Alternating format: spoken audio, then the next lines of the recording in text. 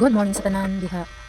Guys, share lang nako kung saan ako paghimo og mga seashells decoration sa mga frame or sa mga figurine. Para makahimo ta guys og bird couple kay mao ni akong himuon karon. Nakinahanglan ta siya guys og mga kinasun nga lain-lain og klase sa ani. Lam, ana siya guys, manatay atong gamiton sa paghimo sa atong himuon nga decorations. So para makasugod ta guys, matong nang buhaton mao ni ato ni siyang i-pikit. Ang tawag ani nga kinasun guys is litob. O kini mga kinasun na guys, narin siya diri sa amo makuha ni siya. Kini mga kinasun na ako ra sa di siya mga kinuha or mga kininhasan ba niya akong gitigom ang mga kabahang. Siguro mga 6 years na akong kinigom guys, so gandagahan na jud. Nya kinuguban ako sa ni mga pinunit-punit diha sa among mga paybayon, pinaaman sad. Nya mao ni siya tong buhaton guys ato ni siyang i-pikit. Gamitan nato ni siya og stick glue. Kini stick glue nga akong gigamit guys. Dali ra jud ni siya kayo mo dry. So man ni atong kunyari lawas atong bird couple guys. Nya kini usa duha man ni siya. Kunyari lalaki o babae. Kini siya guys, mao ni siya ang baji. Ano siya guys, lawat. Damage na siya guys, pero pwede na siya alim-alimon or dili man na siya makita kunya. So atong siguro pag pilit guys na ligon ang pagtatrabaho para dili siya dali na damage. Mo ni siya atong kunyari mga lawas guys. Sa atong paghimuon niya guys. Isunod na to ang ikog. So yun ani na siya pagbutang sa ikog. Kini nga kinasun guys, class nga kinasun clam ni siya. Naragya ko ni dili sa amo makuha. Tamurag hugam na siya kay sa dugay na sa panahon gitago. Pero okay na siya kay matakpan man na siya. Gamitan man na nato siya og pintura. So di ba guys? O puro man na siyang langgam. Wala pa ganina siya ulo guys. Pero puro man na siya kayo. Okay na sa bisa guys, ato na sa ibutang iyang ikog. Hindi na siya mag-glue guys, kay dali ra din siya makuga. Dali siya nga klase. So pinalit gihapon din ako siya sa online. Di ba guys? So natong buhaton guys is atong ibutang na sad ang iyang ulo. Ano lang din siya kasimple guys. Tangan na to diha og stick glue, dibot na to niya. Ato na ibutang ang iyang ulo. Di ba guys? Kinasun na guys, lahi na sad niya guys. Perfect pag siya himo kong ulo. Pwede naman sa lain ng klaseng kinasun guys, pero dili sa amo kay naman ni mga ingani. May akong gigamit. Kay perfect na siya himo kong nga ulo. Di ba guys? Forma na siya kay guys, no? Wala pa gani siya mata og sungo. Kini siya guys, pitay-pitay ni siya. Nabailang daman ay mura og balibo nga labong sa dughan. Pero pwede naman sad guys, dili na ni siya butangan. Pero ako akong gibutangan kay ganahan ko bang tanaw. Yan naman jud ko yung mga kinason. Ningon ani. So ako siyang butangan. Kadagdag mo siya sa cute guys. Ano lang na siya guys? Simple lang. Di ba guys? Hindi na siya kaya. Forma na siya kayong langgam guys. Sunod na buhaton guys is ipikit na to ang sungo.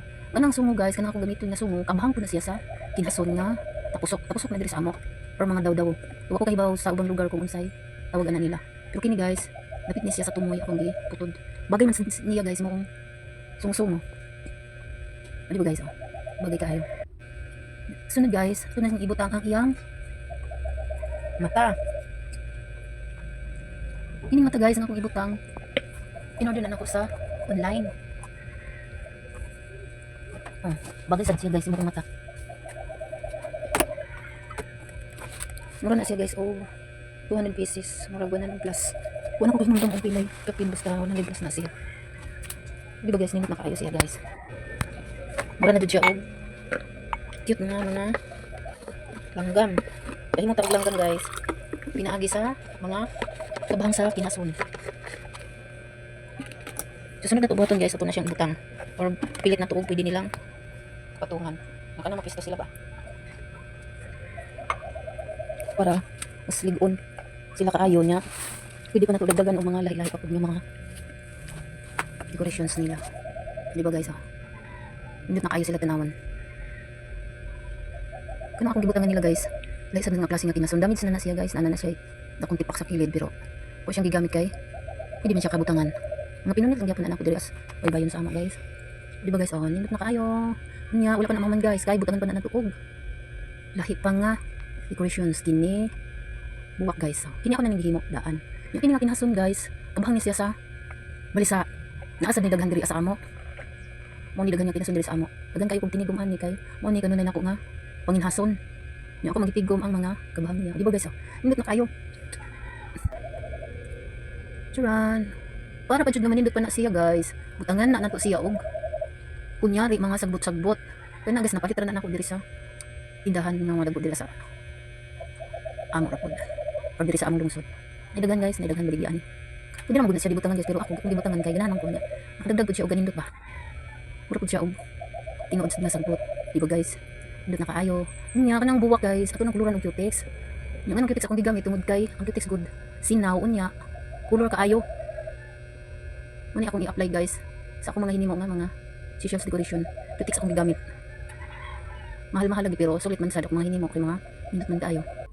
O diba guys, nindot kayo ang resulta. Guwapa kaayo. Ano siya guys? Unya para sa langgam, kuluran nato na siya og puti. Kay mura na magud na siya og madaan-daan na ba? Tungod sa kadugay na gitago. Munang kuluran lang nato og puti para nga matakba na siya. Diba? Ano ni guys oh. Butangan ako siya mga glitters nga mga gold colors guys para nga makadagdag pa siya sa kanila. So, tara, ano na itong hinimo nga bird focus guys, pinagi sa